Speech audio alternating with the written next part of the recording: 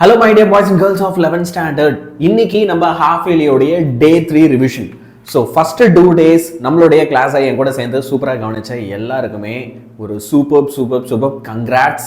ஏன்னா நான் ஏற்கனவே சொல்லியிருந்த மாதிரி ஒரு விஷயத்தை நம்ம முதல் நாள் ஆரம்பிச்சிருவோம், ஆனால் அதை கண்டினியூஸாக செய்யறது அப்படின்றது இருக்குல்ல, அது ரொம்ப கஷ்டமான விஷயம்.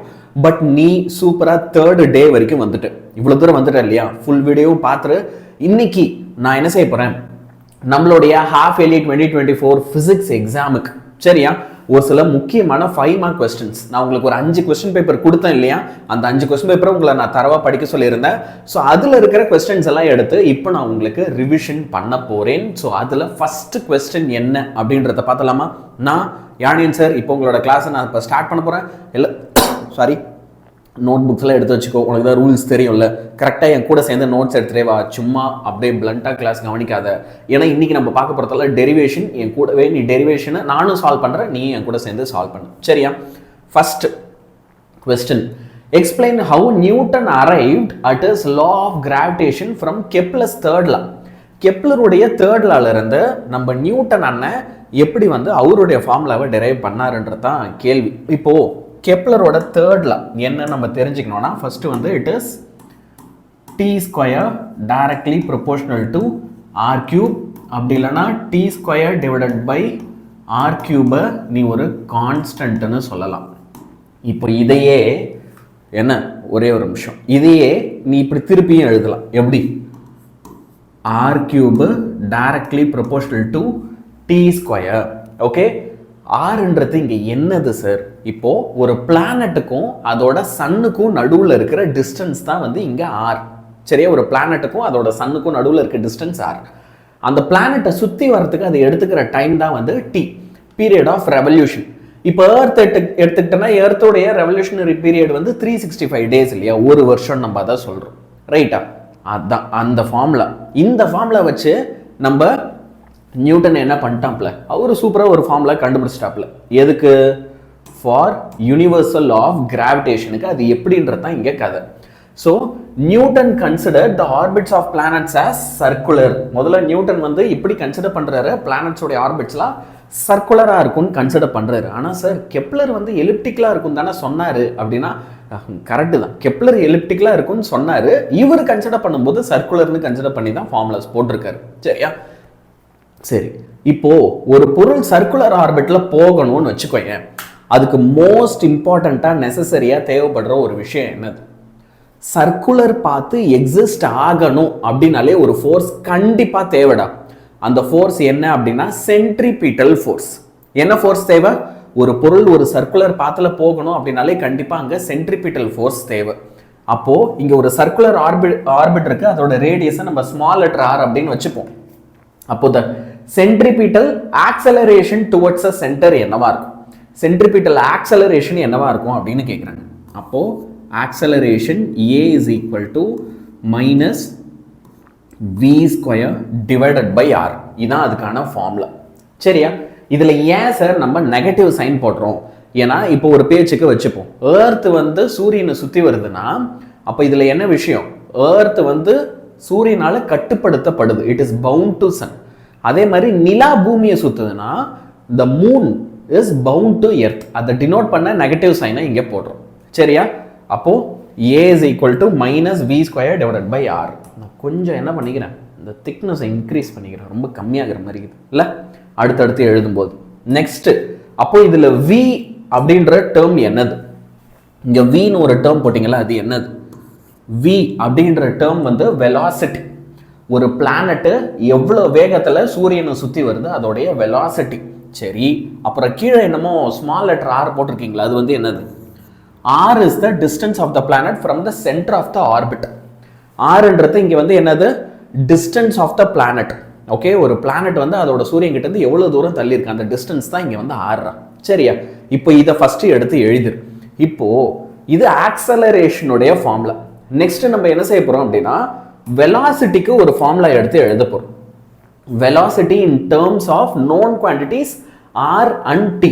நான் வெலாசிட்டிக்கு ஒரு ஃபார்முலா யூஸ் பண்ணணும், ஆனா அந்த ஃபார்முலால எனக்கு வந்து என்ன இருக்கணும்? டி இருக்கணும், ஆர் இருக்கணும் அப்படின்றாங்க. அது எப்படி வரும் அப்படின்னா இப்போ நான் சொல்லி தரேன் பாரு.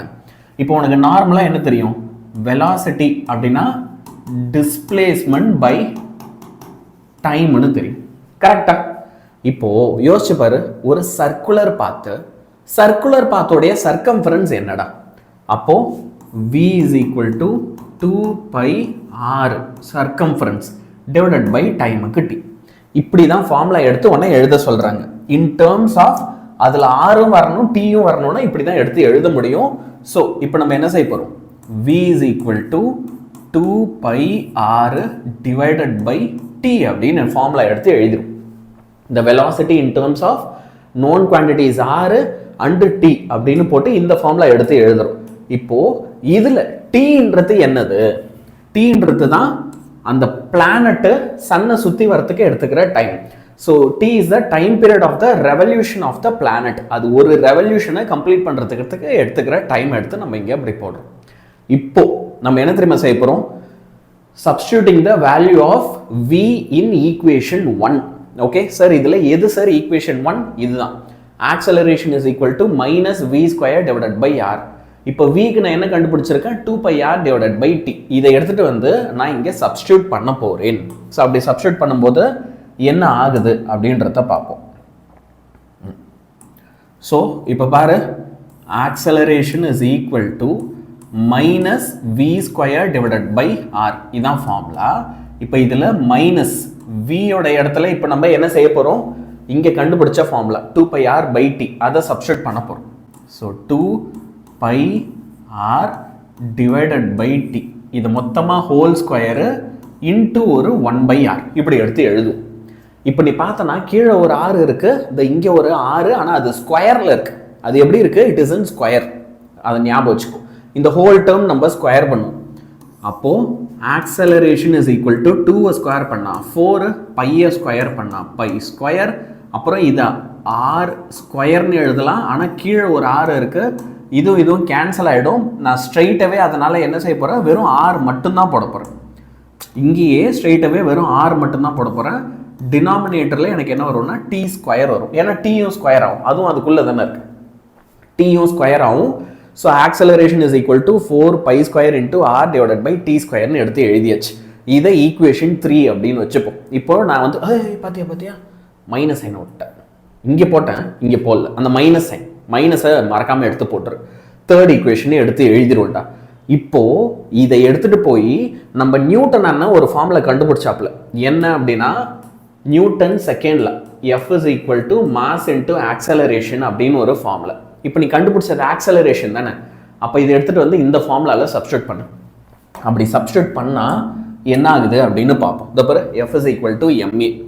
அப்போ F is equal to minus, okay, 4 pi square m into r. அந்த m போட்ட r போட்டாச்சு, டிவைடட் பை t ஸ்கொயர். இப்படி தான் ஒரு ஸ்டெப் நமக்கு கிடைக்கும் இல்லையா?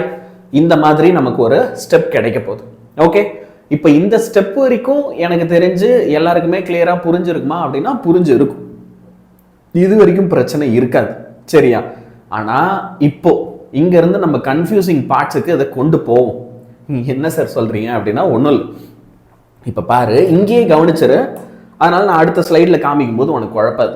நான் வந்து உனக்கு ரொம்ப குட்டியா ஒரு விஷயம் சொன்னேன். என்ன அப்படின்னா இந்த R cube directly proportional to T ஸ்கொயரா இருக்கும். இதான் கெப்லரோட தேர்ட் லா அப்படின்னு சொன்னேன். அப்படி என்ன செய்யலாம்? இந்த ஆர் கியூபை divided by D square equal to போட்டோம்னா அது என்னவா இருக்கணும் அப்படின்னா ஒரு கான்ஸ்டண்டா இருக்கணும். கே அப்படின்ற ஒரு கான்ஸ்டன்ட்டுக்கு ஈக்குவலா இருக்கணும் இல்லையா? ஏன்னா இங்க இருக்கிற ப்ரொபோர்ஷனாலிட்டி சிம்பிள் எடுத்துட்டு ஈக்குவல் டு போட்டா என்ன வரும்? ஒரு கான்ஸ்டன்ட் ஆட் பண்ணுமா? So R cube divided by D square வந்து என்னவா இருக்கணும்? ஒரு கான்ஸ்டன்டா இருக்கணும். அதை வச்சு தான் நான் அடுத்த ஸ்டெப்பு பில்டு பண்ண போறேன். சரி, இல்லை எனக்கு இன்னும் ஒரு வாட்டி சொல்லுங்க அப்படின்னு ஒரு சில பேர் கேட்கலாம். மறுபடி பாரு, இந்த பாரு, ஆர் கியூப்டா directly proportional to T square. சரியா? ஒன்றும் இல்லை, எல்லா இடத்துலையும் ஸ்மால் லெட்டர் ஆர் தான் போட்டேன்னா எங்கேயாவது கேபிட்டல் லெட்டர் ஆர்ன்னு போட்டேனான்னு ஒரு வாட்டி என்ன நானே நம்பாமல் செக் பண்ணிக்கிட்டேன். ஒன்று கூட நீ அப்படியே அடிக்கடி நம்பாமல் செக் பண்ணு. இப்போது நான் என்ன சொல்கிறேன்? ஆர் கியூப் இருக்கா, ஈக்குவல் டு போட்டால் ஒரு கான்ஸ்டன்ட் போட்டு அப்புறமா தான் டி ஸ்கொயர் போடுது. அப்போ நான் என்ன சொல்கிறேன்? R cube divided by D square உடைய வேல்யூ கேக்கு ஈக்குவலாக இருக்கும்னு சொல்கிறேன். அதான் இங்கே நான் ஒரு ஸ்டெப்பாக எடுத்து என்ன செய்ய போகிறேன் அப்படின்னா I'm going to write it. Okay, so from Kepler's third law அதை எடுத்து நேராக இங்கேயே நான் எழுதியிருக்கலாம், மறந்துட்டேன். சரி, R cube directly proportional to T square. அப்போது R cube equal to K into T square. அப்படின்னா இதுலேயே இன்னொரு பிரேக் டவுன் பண்ணலாமா? என்ன பிரேக் டவுன் பண்ண போகிறீங்க அப்படின்னு கேட்டால் உனக்கு டென்ஷன் ஆகிற மாதிரி ஒரு பிரேக் டவுன். ஐயோ, இது இப்போ நான் நவுத்த முடியாதா? சரி, ஓகே, இப்படியே எழுதுகிறேன். என்ன செய்ய போகிறேன்னா R cube divided by D square is equal to கேன்னு எழுதுறேன்ல. இப்போ பாரு, ஏன் அப்படி செய்கிறேன்னு சொல்லிடுறேன். ஒரு விஷயம் செய்யறதுக்கு முன்னாடி ஏன் செய்கிறோன்னு தெரியணும். தெரிஞ்சாதான் நம்மளால் அதை ப்ராப்பராக என்ன செய்ய முடியும் அப்படின்னா செய்ய முடியும். இப்போது இங்கே 6 டிவைடட் பை டி ஸ்கொயர் இருக்குது. 6 டிவைடட் பை டி ஸ்கொயர். இங்கே என்ன இருக்குது? 6 cube divided by D square இருக்குது. 6 cube divided by D square. 6 இல்லை, 6 கியூப்னு இருக்குது. எனக்கு அங்கே 6 மட்டும்தான் வேணும். அப்போ நான் என்ன செய்யலாம்? 6 மட்டும்தான் வேணும் அப்படின்னா I can do it something like this.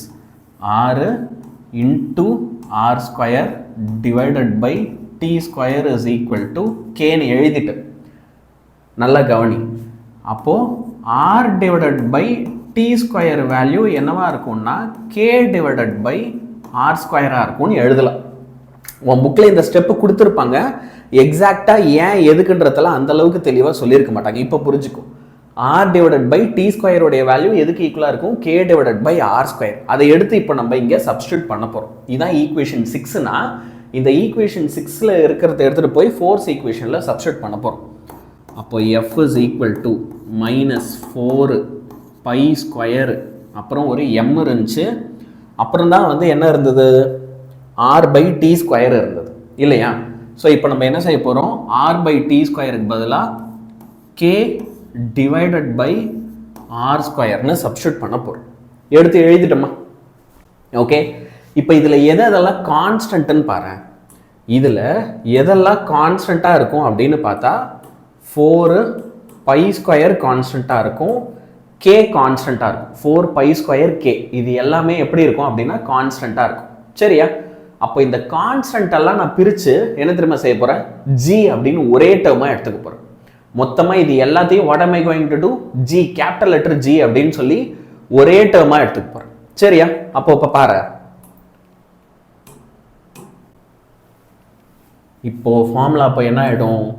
F is equal to, சரியா, மைனஸ் ஜி.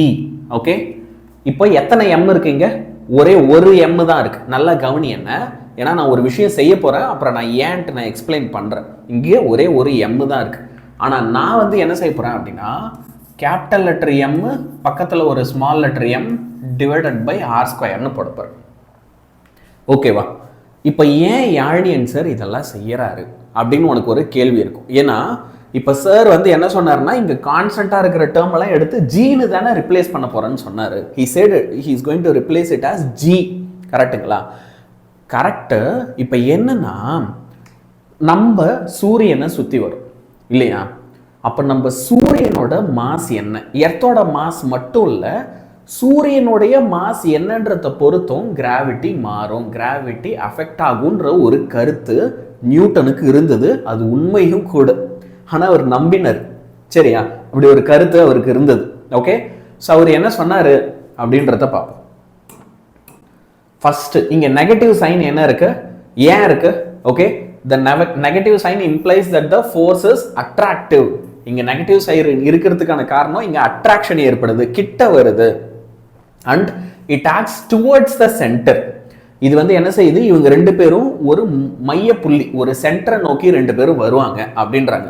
அடுத்து the mass of the planet is small letter m. இந்த small letter mன்றது இப்போ எர்த்னா எர்த்தோட மாஸ். ஆனால் எர்த் யாரை சுற்றி வருது? சன். அப்போ சன்னுடைய mass capital letter m.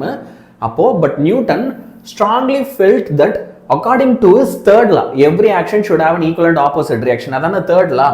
If earth is attracted by the sun, earth வந்து சன்னால அட்ராக்ட் ஆகுதுன்னா ஓகே, அப்போ சன்னால எர்த்தும் அட்ராக்ட் ஆகணும்ல. இப்போ சன் வந்து எர்த்தை என்கிட்ட வான்னு பிடிச்சி இழுக்குதுன்னா எர்த்தும் சன்னை வந்து என்ன பண்ணும்? என்கிட்ட வான்னு பிடிச்சி இழுக்கணும். அது பலசாலியா இருக்காரு இல்லைன்றது வேற, பட் பிடிச்சி இழுக்கணும். சரியா? So attracted by the sun, then the sun must also be attracted by the earth. Sun must also be attracted by earth with the same magnitude of force. அதனால அப்ப அதோட மாசையும் போட வேண்டிய அவசியம் இருக்கு அப்படின்னு யார் சொல்றா இந்த உலகத்துக்கு? நியூட்டன் சொல்றார். ஸோ இது ஒரு இன்ட்ரெஸ்டிங் கொஸ்டின்ல. ஓகே, இப்போ இந்த கொஸ்டினை அழகா வந்து நம்ம என்ன பண்ணிடலாம், எழுதி பார்த்துடலாம். இன்னும் 2-3 கொஸ்டின் நான் உனக்கு எடுக்க போறேன், சரியா? அதையும் சைட் பை சைடு அழகா முடிச்சுட்டு வந்துடும். இப்போ அடுத்து ஒரு வேற லெவல் கொஸ்டின். என்ன கொஸ்டின் தெரியுமா? Describe the variation of acceleration due to gravity with altitude with depth. இது ரெண்டுமே கேட்பாங்க, சரியா? அல்டிடியூடும் கண்டுபிடிக்க சொல்லுவாங்க, டெப்த்தும். அல்டிடியூட்னா என்னது? ஹைட், சரியா? அப்போ ஹைட்டை வச்சு நம்மள கண்டுபிடிக்க சொன்னால் எப்படி கண்டுபிடிக்கிறது, அதான் இப்போ நான் உங்களுக்கு சொல்லித்தரப்போறேன், சரியா? ஃபர்ஸ்ட் விஷயம் நீ என்ன தெரியுமா புரிஞ்சுக்கணும், இப்போ நீ பூமியை விட்டு மேலே வெளியில் போக போக போக போக ஸ்பேஸுக்கெல்லாம் போகிறேன்னா அங்கெல்லாம் கிராவிட்டி வந்து என்ன ஆகிடுது? கம்மியாயிடுது. ஓகே, பூமியை விட்டு நீ எவ்வளோ தூரம் வெளியே போறியோ அந்த அளவுக்கு பூமியுடைய புவி ஈர்ப்பு விசை, கிராவிடேஷனல் ஃபோர்ஸ் உன் மேலே ஆக்ட் ஆகிறது கம்மியாயிடும். அதனால தான் ஆஸ்ட்ரோனாட்லாம் வந்து ஸ்பேஸுக்கு போனதுக்கப்புறம்லாம் பார்த்தோன்னா ஜாலியாக அப்படியே நல்லா ஃப்ளோட் ஆகிட்டு இருப்பாங்க, இல்லையா? இப்போ ஆனால் அதை ஒரு ஃபார்முலாவாக நம்ம நிரூபித்து காட்ட வேண்டிய அவசியம் இருக்குல்ல ஃபிசிக்ஸில். அது எப்படி அப்படின்றது தான் இந்த கொஸ்டின் தான், சரியா? ஸோ ஃபஸ்ட்டு நம்ம என்ன செய்ய போகிறோம், நம்ம ஒரு ஆப்ஜெக்ட் ஒன்று கன்சிடர் பண்ண போகிறோம். அந்த ஆப்ஜெக்டோடைய மாஸ் வந்து என்னன்னா எம். அந்த ஆப்ஜெக்ட் யாரு? இவர் தான். இவரோட மாஸ் வந்து என்ன அப்படின்னா எம். இவர் எவ்வளோ உயரத்தில் இருக்காரு அப்படின்னா ஹெச் அப்படின்ற ஹைட்டில் எர்த்தோட சர்ஃபேஸ்லேருந்து மேலே இருக்காப்புல. அப்போ அவர் மேலே எவ்வளவு acceleration due to gravity act ஆகுது. இப்போ நார்மலாக எர்த்தோட சர்ஃபேஸில், தரையில், இதுதான் தரை இல்லையா? இந்த சர்ஃபேஸில் நீ இருக்கிறனா இங்கே ஆக்சலரேஷன் டியூ டு கிராவிட்டி என்னவா தெரியுமா இருக்கும்? Gravity at the surface is equal to g into capital letter m divided by R square. இங்கே இ போட்டுக்கலாம், ரேடியஸ் ஆஃப் எர்த். அந்த இ போடுறதுக்கான அர்த்தம் வந்து என்னன்னா அது ரேடியஸ் ஆஃப் எர்த்னு அர்த்தம். ஸோ ஆர் இக்கு ஈக்குவலாக இருக்கும், சரியா? இது தரையில். ஆனால் ஒரு குறிப்பிட்ட உயரம் போயிட்டா உனக்கு அங்கே என்ன தெரியும்? கிராவிட்டி வந்து குறைஞ்சிரும்னு தெரியும். அப்போ என்ன பண்ணுறது? இப்போ சொல்கிறேன் பாரு, ஜி எம் டிவைடட் பை ஆறு இ போட்டல்ல. இந்த ரேடியஸ் கூட இப்போ நீ என்ன செய்யணும்னா, நீ எவ்வளோ உயரம் மேலே போன, 100 கிலோமீட்டர் மேலே போனியா, 1000 கிலோமீட்டர் மேலே போனியா, 5000 கிலோமீட்டர் மேலே போனியா, அதை எடுத்து ஆட் பண்ணிக்கணும், சரியா? அப்போ ஆர்இ பிளஸ் எவ்வளோ உயரமோ, இப்போ அந்த ஹைட்டு ஹெச்னா ஹெச்சை ஆட் பண்ணி அப்புறமா ஸ்கொயர் பண்ண போகிறேன். இங்கே வெறும் ஆர்இ ஸ்கொயர்னா அது கூட இங்கே ஹைட்டை ஆட் பண்ணுறேன், சரியா? இப்போ இந்த ஆட் பண்ணுற ப்ராசஸ் முடிஞ்சிடுச்சு அப்படின்னா நெக்ஸ்ட் பாரு, இப்போ இதில் எல்லோ கலரில் மார்க் பண்ணி காமிக்கிறேன் பாரு. இங்கே இந்த ஆர்இன்ற டேர்ம் இருக்குல்ல, இது ஆறு பிளஸ் ஹெச் ஹோல் ஸ்கொயரில் இருக்கு. இப்போ இந்த ஆர்இன்ற டேர்மை நான் வந்து வெளியில் எடுக்க போகிறேன், சரியா? எப்படி? இந்த பாரு, GM divided by R E square. இந்த ஆர்இ ஸ்கொயரை நான் காமனாக வெளியே எடுத்துட்டா அப்போ மீதி ரிமைனிங் டேர்ம்ஸ் எனக்கு எங்கே என்ன இருக்கும் அப்படின்னு பார்த்தோன்னா 1 இருக்கும். ஏன்னா இங்கே ஆர்இ இருக்குது, அது ஸ்கொயரில் இருக்கிறதுனால ஆர்இ ஸ்கொயர் அப்படியே வெளியே வந்துடும். அடுத்து 1 ப்ளஸ் ரிமைனிங் டேர்ம் என்ன இருக்கும்? H divided by R E. ஏன்னா இங்கே தான் ஆர்இன்ற டேர்ம் இல்லையே, இங்கே இருந்துச்சு, இங்கே ஹெச் தானே இருக்குது, இங்கே அந்த டேர்ம் இல்லை. ஸோ ஆர்இ ஹோல் ஸ்கொயர் இப்படி எடுத்து எழுத போகிறோம். ஓகே, பேசிக்காக இதிலிருந்து நான் என்ன செஞ்சுருக்கேன், அந்த ஆர்இ ஸ்கொயர்ன்ற டேர்மை காமனாக வெளியே எடுத்துட்டேன், சரியா? ஏன் அப்படி செஞ்சேன்னு நீ ஒரு கேள்வி கேட்கலாம். ஏன்னா இங்கே பாரு, ஜிஎம் பை ஆர்இ ஸ்கொயருடைய வேல்யூவை நீ கிராவிட்டி அட் த சர்ஃபேஸ்ன்னு எழுதலான்னு சொன்னா அதுக்காக. அப்போ இப்போவே இந்த ஸ்டெப்ல புக்கில் கொஞ்சம் லேட்டாக பண்ணுவாங்க, நீ வேணும்னா இங்கேயே கூட என்ன செஞ்சுக்கலாம், அப்போ அந்த ஹோல் வேல்யூவை கிராவிட்டி அட் த சர்ஃபேஸ்ன்னு வேணும்னா போட்டுக்கலாம், சரியா? போட்டுக்கிட்டு இப்போ இந்த வேல்யூ இருக்குல்ல, இது எங்கே இருக்கு? இது மேலே இருக்கிறது நியூமரேட்டர், கீழே இருக்கிறது டினாமினேட்டர். இப்போ இந்த டினாமினேட்டரில் இருக்கிறத நான் மேலே நியூமரேட்டருக்கு கொண்டு வர போகிறேன். அப்போ என்ன ஆகும் பாரு, 1 ப்ளஸ் அதுக்கப்புறம் என்னது ஹெச் இருக்கு டிவைடட் பை ஆர்இ இருக்கு, இது மொத்தமாக -2 மாறிடும். கீழே இருக்க பார்த்தா அதோட பவர் டினாமினேட்டரில் இருந்தால் +2னா மேலே நியூமரேட்டருக்கு வந்தால் இது -2 மாறிடும், சரியா? இப்போ இதுக்கு அடுத்த ஸ்டெப் வரும். இதுக்கு அடுத்த ஸ்டெப் என்ன அப்படின்னா, எப்பயுமே ஓகே இந்த ஹைட் இருக்குல்ல, அது வந்து எப்படி இருக்கும் அப்படின்னா, it will be much much much lesser than the radius. ரேடியஸை விட ஹைட்டு கம்மியாக இருக்குது அப்படின்னா நீ அங்கே என்ன செய்யலாம், பைனாமியல் தியரம் அப்ளை பண்ணலாம். சரியா? அது பைனாமியல் தியரம்னா என்ன சார்? சரி, ஏன் வந்து எப்பயுமே ஹைட் வந்து ரேடியஸை விட கம்மியாக இருக்கும் அப்படின்லாம் உனக்கு ஒரு கேள்வி இருக்குன்னா தோ சொல்கிறேன். இப்போ இந்த எர்த்தோட ரேடியஸ் இருக்கு பாரு, ஆர். இது வந்து மொத்தமாக 6400 கிலோமீட்டர். சும்மா கிடையாது. எவ்வளோ? 6400 கிலோமீட்டர். போலார் சேட்டலைட் இருக்குல்ல, நீ புக்கில் படிப்பல, போலார் சேட்டலைட் எர்த்த போல்ஸில் சுற்றி வரும்ல, அது எவ்வளோ உயரத்தில் தெரியுமா எர்த்த சுற்றி வரும்? Just 2000 kilometre. ஜியோ ஸ்டேஷனரி படிக்கிறல்ல, ஜியோ ஸ்டேஷனரி 36,000. ஆனால் போலாரில் 2000 கிலோமீட்டர் தான். அப்போ அதெல்லாம் கம்மியான ஹைட்டு தானே, ரொம்ப ரொம்ப கம்மியான ஹைட்டு ரேடியஸ் கம்பேர் பண்ணும்போது. அப்போ அந்த மாதிரி சினாரியோவில் பைனாமியல் தியரம் அப்ளை பண்ணலாம். அந்த பைனாமியல் தியரம் நான் 2 வாட்டி எழுதி காட்டுறேன். சரியா? இப்போ அந்த பைனாமியல் தியரம் அப்ளை பண்ணா ஒரு பொருள் கீழே வந்துடுச்சு, வேற ஒன்றும் இல்லை. பைனாமியல் தியரம் அப்ளை பண்ணா என்ன ஆகும் அப்படின்றத இப்போ பாரு. G dash is equal to GS into 1. இங்கே இந்த -2 இருக்குல்ல, அதை எடுத்துகிட்டு வந்து இங்கே H கூட மல்டிப்ளை பண்ணால் என்ன ஆகும்னா -2H டிவைடட் பை RE. இப்படி எடுத்து சப்ஸ்டியூட் பண்ணலாம்டா.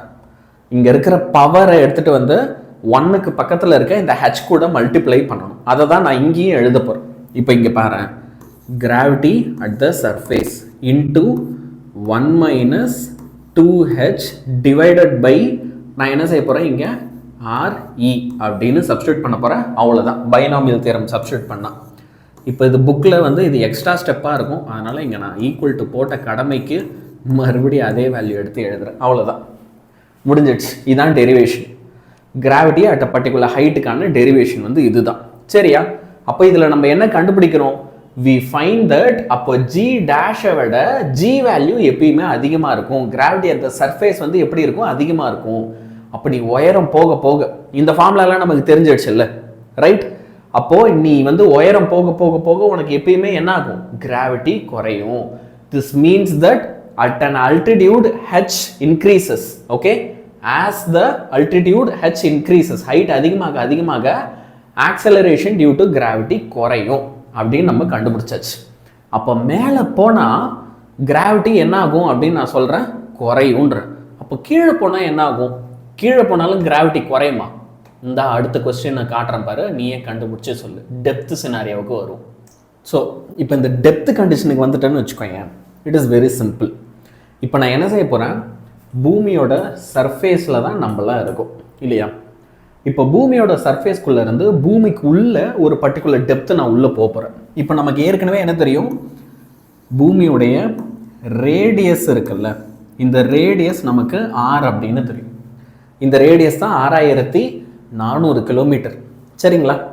இப்போ இந்த பூமிக்குள்ளே நான் வந்து எவ்வளோ தூரம் வரப்போகிறேன் அப்படின்னா D அப்படின்ற டெப்த்துக்கு வரேன் அப்படின்னு வச்சுப்போம்.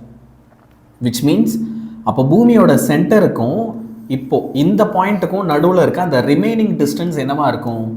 ரேடியஸ் மைனஸ் நான் எவ்வளோ டெப்த் உள்ளே வந்திருக்கணும் அந்த டெப்த்துக்கு ஈக்குவலாக இருக்கும்.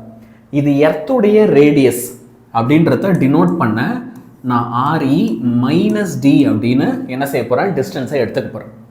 திரும்ப ஒரு வாட்டி இந்த பார்ட் மட்டும் நான் நல்லா அழகாக இன்னும் கொஞ்சம் பொறுமையாகவே சொல்கிறேன், நல்லா கவனி. எர்த்தோட ரேடியஸ் வந்து என்னடா? RE. சரியா? REன்றது ரேடியஸ் ஆஃப் எர்த்ரா. சரியா? இப்போ Dன்றது என்னது?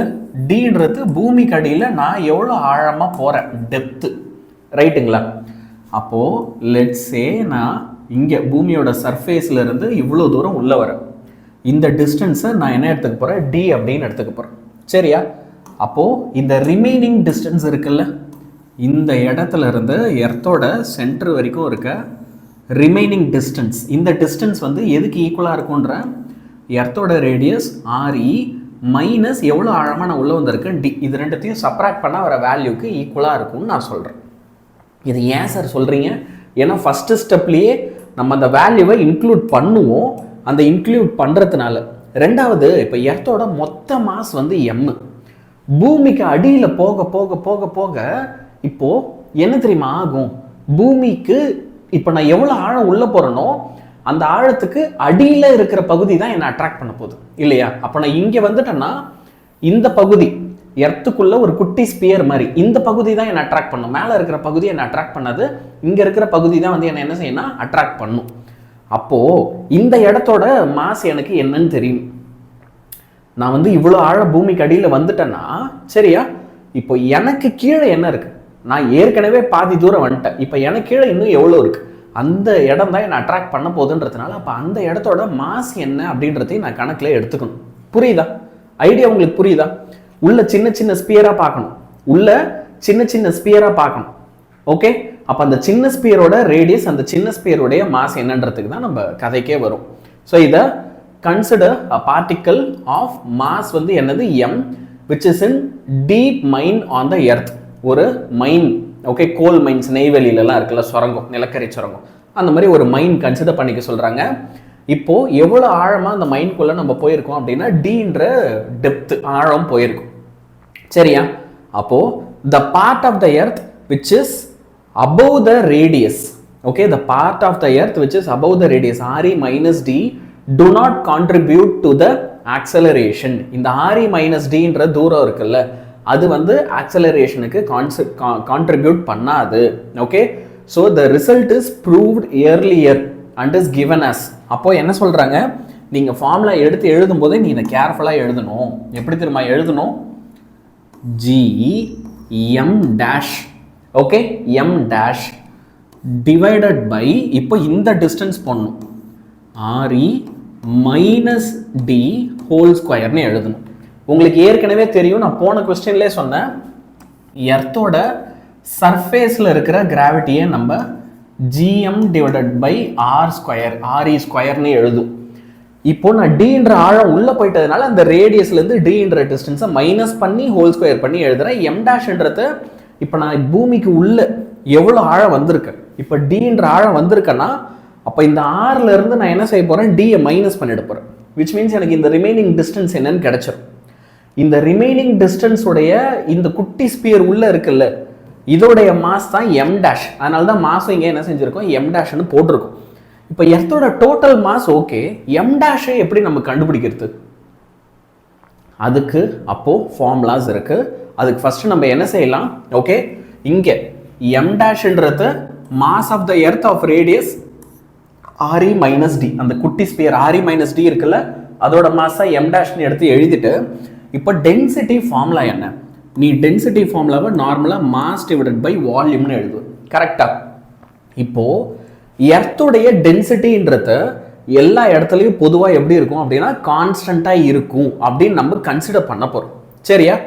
இங்கே எம்ன்றது mass of the earth, V வந்து வால்யூம், ஓகே. இப்போ எம்ன்றது மாஸ், வின்றது volume, density is equal to mass by volume தானே எழுதுவேன். அப்போ இதில் வந்து நான் என்ன செய்ய போகிறேன், எர்த்தோடைய டென்சிட்டி ரோ வந்து நான் கான்ஸ்டன்ட்னு கன்சிடர் பண்ண போகிறேன். அப்படின்னா என்ன விஷயம், அப்போ M dash divided by V டேஷோடைய வேல்யூவும் ரோவாக தான் இருக்கணும். இப்போ எர்த்துக்கு நான் மேலே நிற்கும் போது, இங்கே யாழ்னியன் சார் வந்து டாப்பில் நின்று இப்போ கிளாஸ் எடுத்துனுக்கிறாரு, இந்த இடத்துக்கு density formula mass by volume. ஏன்னா நான் ஃபுல் ஸ்பியரையும் கணக்கில் எடுத்துக்கிறேன், எர்த்தோட ஃபுல் ஸ்பியரையும். இதே என்னைக்காவது ஒரு நாள் யாழ்னியன் சார் நிலச்சுரங்கத்துலேருந்து கிளாஸ் எடுக்கணும்னு உள்ளே போய் உக்காண்டாருன்னு வச்சுக்க, அப்போது M டேஷ் போடணும். டென்சிட்டி ஃபார்முலாவுக்கு M டேஷ் டிவைடட் பை இந்த குட்டி ஸ்பியரோட வால்யூமுக்கு V டேஷ் போடணும் இல்லைங்களா. ஆனால் இது ரெண்டுத்துடைய டென்சிட்டி எப்படி இருக்குமா, சேமாக தான் இருக்குமா, அது கான்ஸ்டண்ட்டாக சரியா. அப்போ இதுலேருந்து நான் என்ன சார் புரிஞ்சுக்கணும், ஒன்றும் இல்லை, ஒரே விஷயந்தான். அப்போது மாஸ் டிவைடட் பை வால்யூமும் சரி, M dash divided by V டேஷும் சரி, ரெண்டுமே ஈக்குவலாக தான் இருக்கும்னு நீ புரிஞ்சுக்கணும். இப்போ M டேஷ் உடைய வேல்யூ அப்போ நான் என்ன செய்யலாம், mass divided by velocity into V டேஷ்னு எழுதலாம், M டேஷ் உடைய ஃபார்முலா சரியா. இப்போ பாரு, நல்லா பாரு, எர்த்துன்றது ஒரு ஸ்பியர் இல்லையா. அப்போது அட் சர்ஃபேஸ், எர்த்தோட சர்ஃபேஸில் வால்யூம் ஃபார்முலா என்னவா இருக்கும் அப்படின்னா 4/3 பை R கியூபு, இங்கே REன்னு போட்டுருவோம், ரேடியஸ் ஆஃப் எர்த், இது சர்ஃபேஸில். இப்போ இதே வால்யூம் அட் டெப்த்து D என்னவா இருக்கும், நான் பூமிக்கு அடியில் Dன்ற டெப்த்து ஆழமாக போயிட்டேன், அப்போ எனக்கு வால்யூம் என்னவா இருக்கும் அப்படின்னா v is equal to 4 by 3 pi r e minus d whole cube னு போடணும். எவ்வளவு ஆழம் நீ உள்ள போயிருக்கியோ அந்த ஆழத்தை 4 by 3 pi a okay re minus d whole cube னு போடணும். இது வால்யூம் ஃபார்முலா. அப்போ அந்த ரெண்டு ஃபார்முலாவும் இதை v dash னு வச்சுக்கிறேன். ஓகே, இந்த ரெண்டு வால்யூமே எடுத்துட்டு வந்து இதுல சப்ஸ்டிட்யூட் பண்ணுவோம். அப்போ m dash is equal to m divided by 4 by 3 pi a re whole cube, இதுக்கு ஒரு பிராக்கெட்டை போட்டுரு, இன்டு இப்போ v dash வேல்யூ என்ன, அது ஒரு 4 by 3 pi re minus d whole cube. சரிங்களா? இப்போ இதுல என்னென்ன டேர்ம் கேன்சல் பண்ணலான்னு பார்த்தா 4 by 3 pi 4 by 3 pi இங்கே கேன்சல் பண்ணிடலாம். அப்போ m dash உடைய வேல்யூ என்ன வருது அப்படின்னு பார்த்தா m divided by re whole cube, அப்புறம் இங்கிட்டு ஒரு பிராக்கெட்டை போட்டு re minus d whole cubeன்னு எடுத்து எழுதிடலாம். சரியா? இப்போ இந்த ஃபார்முலாவை என்னென்ன பேர் வைக்கலாம், இதை ஈக்குவேஷன் 1ன்னு வச்சுக்கிறேன், இது ஈக்குவேஷன் 2, இது ஈக்குவேஷன் 3, which means அப்போ இது ஈக்குவேஷன் 4, அப்போ இது ஈக்குவேஷன் 5. ஓகேவா? இந்த ஈக்குவேஷன் 5 எடுத்துட்டு போய் நான் ஈக்குவேஷன் 1ல சப்ஸ்டிட்யூட் பண்ண போறேன். Substitute 5 in 1.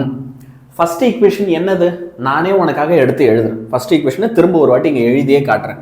நான் என்ன கண்டுபிடிச்சேன் அப்படின்னா gravity at a depth g dash உடைய வேல்யூ என்னவா இருந்துச்சு, g m dash divided by re minus d whole ஸ்கொயருக்கு ஈக்குவலாக இருந்துச்சு இல்லையா? gm by r ஸ்கொயருக்கு பதிலாக g m dash divided by re minus d whole square அப்படின்னு நான் எடுத்து எழுதுனேன். இப்போ நான் என்ன தெரியுமா செய்ய போகிறேன், இதில் m dash வேல்யூ தான் நம்ம கண்டுபிடிச்சிட்டோம்ல, கண்டுபிடிச்சதை சப்ஸ்டிட்யூட் பண்ண போகிறோம். இப்போ g dash is equal to g divided by re minus d whole square போட்டுட்டு இப்போ m dashக்கு என்ன கண்டுபிடிச்ச பாரு, m divided by re cube. அப்போ m divided by re whole cube, அப்புறம் மறுபடியும் உள்ள ஒரு பிராக்கெட் போட்டு re minus d இதுக்கு ஒரு ஹோல் கியூப். கரெக்டா? இப்போ ஒரு விஷயம் நீ கவனிய, நான் எல்லோ கலர்ல உனக்கு இப்போ மார்க் பண்ணி காமிக்கிறேன், அதை கவனி. இங்க re minus d whole square இருக்கு, இங்க re minus d whole cube இருக்கு. அப்போ இந்த ஸ்கொயர் கேன்சல் ஆச்சுன்னா இந்த கியூப் போயிடும், re minus d மட்டும் ரிமைனிங் இருக்கும். இன்னும் அதுல 2 போயிடும், இன்னும் 1 டேர்ம் இருக்கும். அப்போ re minus d இன்னும் ரிமைனிங் இருக்கும். அப்போ அதை மட்டும் எடுத்து ஒரு ஸ்டெப்பா இப்போ எழுதலாமா, எழுதுனா என்ன ஆகுதுன்னு பார்க்கலாமா? அப்போ g dash is equal to capital letter G, அப்புறம் m போட்டுக்கோ, divided by re whole cube, அப்புறம் இங்கே ஒரு பிராக்கெட் போட்டு re minus d மட்டும் மிச்சம் இருக்கும். இப்போ நான் என்ன தெரியுமா செய்ய போகிறேன், நான் சொல்கிற ஸ்டெப்பெல்லாம் நல்லா தீவிரமாக கவனிக்கணும். சரியா? உனக்கு ஆல்ரெடி என்ன தெரியும், கிராவிட்டி அட் த சர்ஃபேஸ் வந்து வெறும் gm divided by re ஸ்கொயர்னு தெரியும், re ஸ்கொயர். ஆனால் இங்கே என்ன இருக்குது, re கியூப் இருக்குது. அதனால என்ன செய்யறேன் பாரு, g dash is equal to gm divided by re square into r னு இதை பிரித்து எழுதிக்கிட்டு, அதே மாதிரி இந்த டேர்ம் இருக்குல்ல, இதில் re காமனாக வெளியே எடுத்துட போகிறோம். ஓகே, இன்ட்டு இங்கே re காமனாக வெளியே வந்துடுச்சுன்னா 1 minus d divided by reன்னு ஒரு டேர்ம் கிடைக்கும். இந்த பிராக்கெட்டில் இருக்கிற டேர்மில் re மட்டும் நீ காமனாக வெளியே எடுத்துட்டுனா 1 minus d divided by reன்னு ஒரு டேர்ம் கிடைக்கும். இப்போ நீ ஈஸியாக இந்த reயும் கேன்சல் பண்ணிடலாம். இந்த gm by re ஸ்கொயரை கிராவிட்டி அட் த சர்ஃபேஸ்ன்னு எடுத்து எழுதிடலாம். அப்போ கொஸ்டினை முடிஞ்சிருமே, அவ்வளோதான். g dash is equal to gravity at the surface. நான் எஸ்ன்னு ஏன் போடுறேன், அது சர்ஃபேஸ்ன்றதை உனக்கு காமிக்கிறதுக்காக. So gravity at the surface into 1 minus d divided by re. அப்போ 1 minus d divided by re. அவ்வளோதான் ஃபைனல் ஃபார்முலா. சூப்பராக முடிச்சிட்டோம்ல. இப்போ இந்த ஃபார்முலால இருந்து எனக்கு என்ன தெரியுது, கிராவிட்டி அட் த சர்ஃபேஸை 1 minus d divided by reயால் நான் வந்து என்ன செய்கிறேன், டிவைட் பண்ணுறேன். இப்போ உனக்கு எப்பயுமே தெரியும் ரேடியஸ் ஆஃப் எர்த் தான் பெரிய டேர்ம் இல்லையா? அப்போ இப்போவும் என்ன ஆகுது, கிராவிட்டி கம்மியாகுது. நீ பூமிக்கு அடியில் போனாலும் கிராவிட்டி வந்து என்ன தான் ஆகுது, கம்மியாக தான் ஆகுது. அப்போ நீ பூமிக்கு பூமியோட சர்ஃபேஸ்ல இருந்து மேலே போனாலும் கிராவிட்டி கம்மியாயிடும், பூமியோட சர்ஃபேஸ்ல இருந்து பூமி கடையில் நீ பள்ளம் நோண்டிட்டு போறேன்னா அங்கேயும் கிராவிட்டி கம்மியாயிடும். சரியா? இதான் அழகாக ஞாபகமும் வச்சுக்கோ இந்த கண்டிஷனை. இதெல்லாம் உனக்கு எக்ஸாம்ஸ்லையும் தியரிட்டிக்கல் கொஸ்டின்ஸாக கிரியேட்டிவ் கொஸ்டின்ஸாக கேட்பாங்க. So we have to be very very alert. இப்போது இதே மாதிரி இன்னொரு வீடியோவில் இன்னும் ஒரு சில 5 மார்க்ஸ் எல்லாம் இருக்குது, அதையும் டீச் பண்ணுறேன். இது ஒரு அரை மணி நேரம்னா இந்த அரை மணி நேரத்துக்குள்ளே இந்த கொஸ்டின்லாம் முடிச்சு எழுதியும் பார்த்துறேன். சரியா?